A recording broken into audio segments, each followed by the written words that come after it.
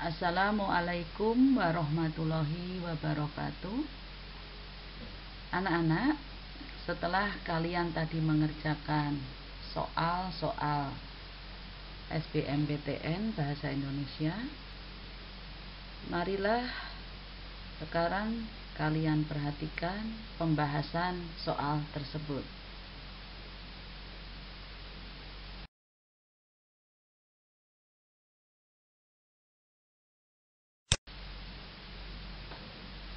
Kita mulai dari soal nomor 1. Kalimat tidak efektif ditunjukkan pada kalimat nomor 1. Jadi kunci jawabannya yang A. Perhatikan penjelasannya. Penggunaan bentuk pasif kata tercapai pada kalimat nomor 1 tidak sejajar atau tidak paralel dengan kata belajar dan menyenangkan yang berbentuk aktif. Kata tercapai seharusnya diubah menjadi mencapai. Keparalelan merupakan salah satu syarat kalimat efektif.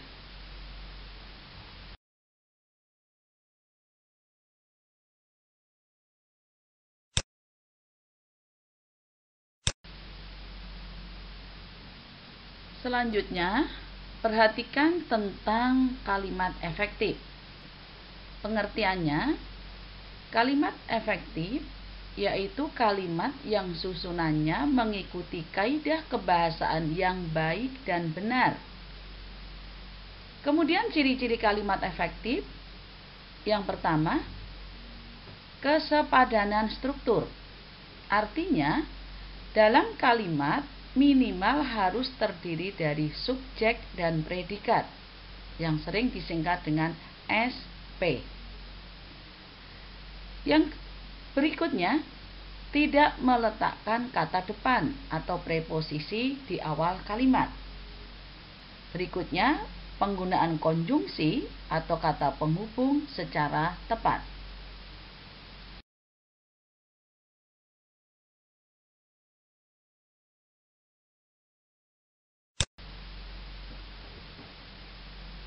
Ciri kalimat efektif yang kedua yaitu penghematan kata.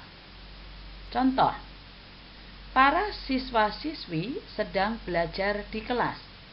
Ini contoh kalimat yang tidak efektif. Karena di sini ada kata para yang berarti jamak, kemudian ada kata siswa-siswi hasil dari pengulangan juga bermakna jamak. Nah, kalimat ini harus diubah supaya menjadi kalimat yang efektif. Siswa-siswi sedang belajar di kelas. Jadi kata para harus dihilangkan. Ciri yang ketiga, kesejajaran bentuk atau paralel dan konsisten. Jika kalimat aktif yang digunakan, maka kata kerja harus menggunakan bentuk aktif. Biasanya berawalan me. Jika kalimat pasif, maka kata kerja yang digunakan adalah pasif. Biasanya berawalan di dan ke.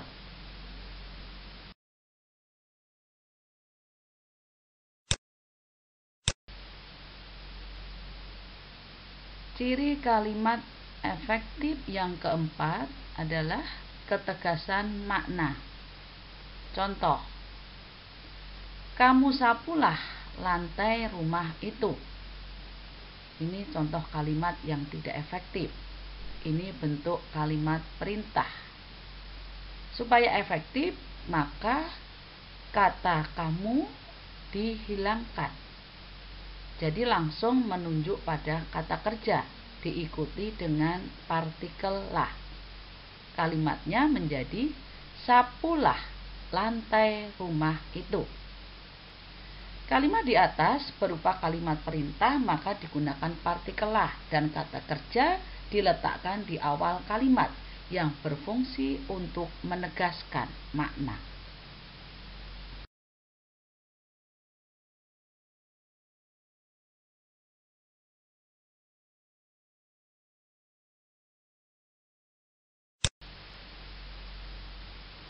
Soal nomor 2. Bacaan tersebut dikembangkan secara argumentatif. Jadi kunci jawabannya yang D. Karangan argumentasi berisi gagasan yang dilengkapi data sebagai bukti untuk memengaruhi pembaca agar pembaca yakin dengan gagasan yang disampaikan penulis. Opsi yang A, narasi, itu artinya cerita. Opsi yang B, deskriptif, artinya gambaran secara rinci. Opsi yang C, deklaratif, artinya informasi atau berita. Dan opsi yang E, persuasif, artinya ajakan atau bujukan.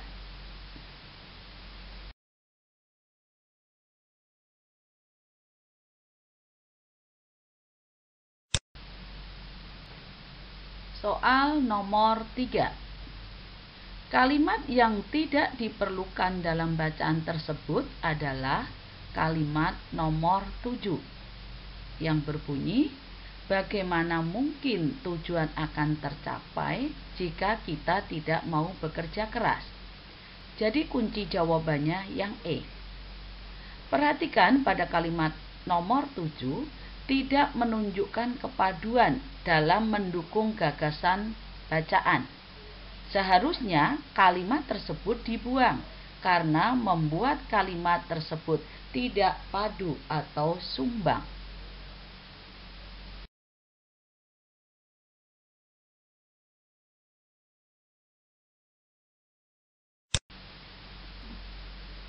Selanjutnya soal nomor 4.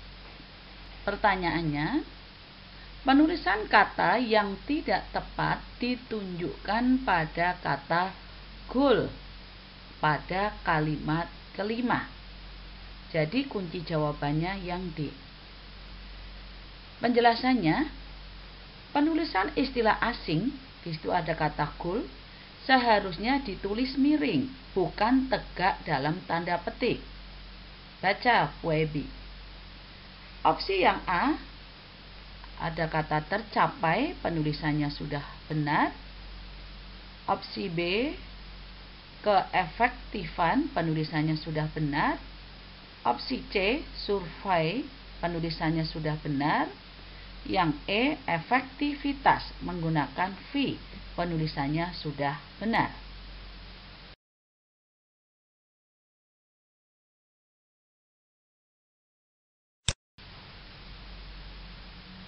Soal nomor 5.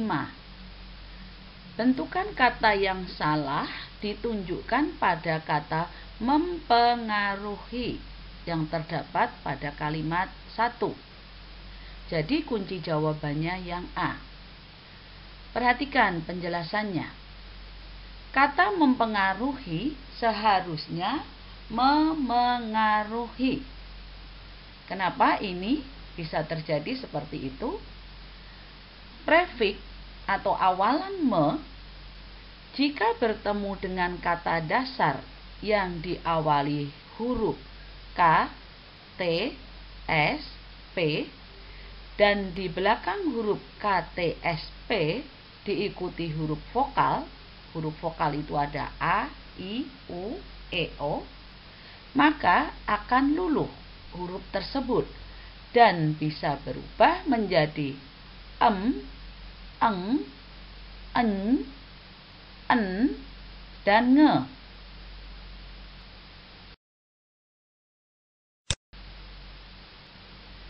Masih berkaitan dengan penjelasan soal nomor 5 tadi, perhatikan sekarang contoh kata dasar yang diawali huruf K.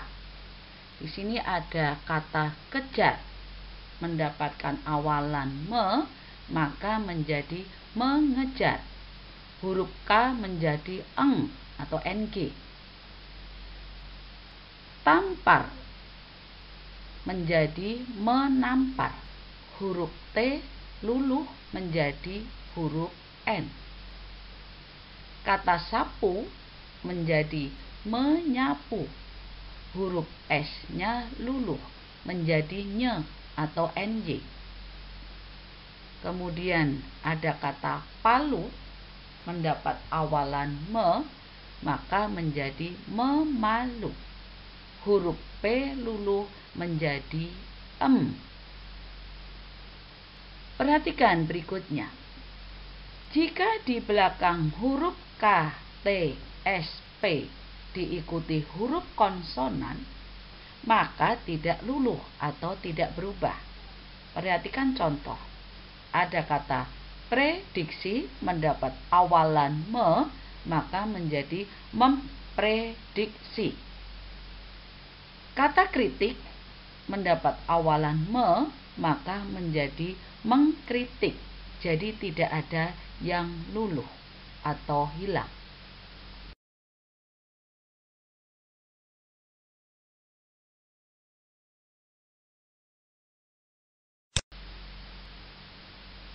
Soal nomor 6.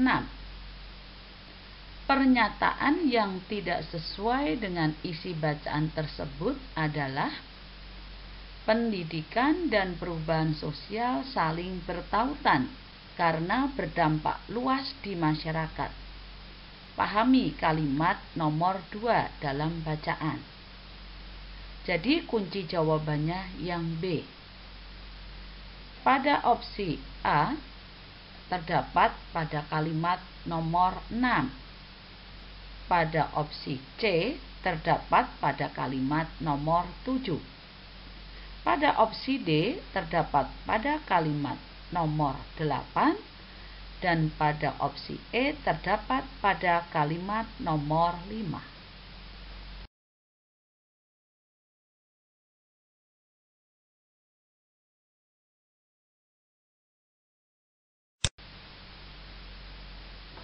Soal nomor 7. Pertanyaannya, gagasan inti paragraf 1 adalah pendidikan dan perubahan sosial saling memengaruhi.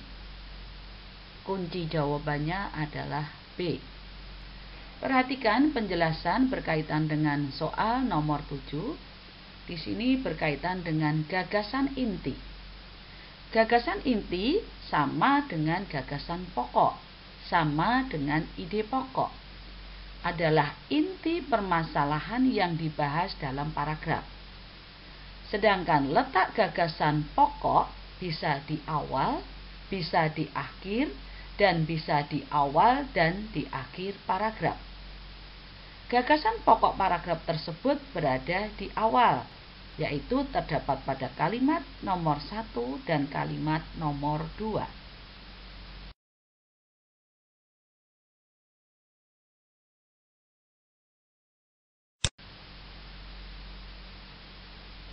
Soal nomor 8. Pertanyaannya, kalimat berisi gagasan pendukung atau gagasan penjelas pada bacaan tersebut adalah pernyataan pada opsi A. Jadi kunci jawabannya yang A. Pernyataan pada opsi A menjelaskan atau menegaskan pernyataan pada kalimat yang ketiga.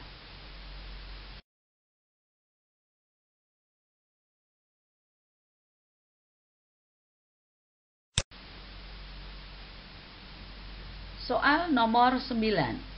Pertanyaannya, kesalahan penggunaan konjungsi terdapat dalam kalimat kelima. Kalimat kelima berbunyi, karena untuk memperbaikinya perlu dilakukan upaya-upaya perbaikan. Konjungsi karena tidak berfungsi sebagai konjungsi antar kalimat, tetapi fungsinya sebagai konjungsi antar kata atau antar klausa di dalam satu kalimat. Contoh, adik tidak masuk sekolah karena sakit. Nah, ini dalam satu kalimat.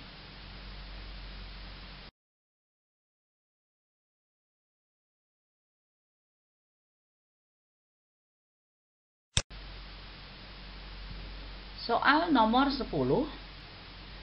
Pertanyaannya, kata partisipasi pada kalimat 4 sejajar dengan makna kata atau frasa dalam kalimat berikut, kecuali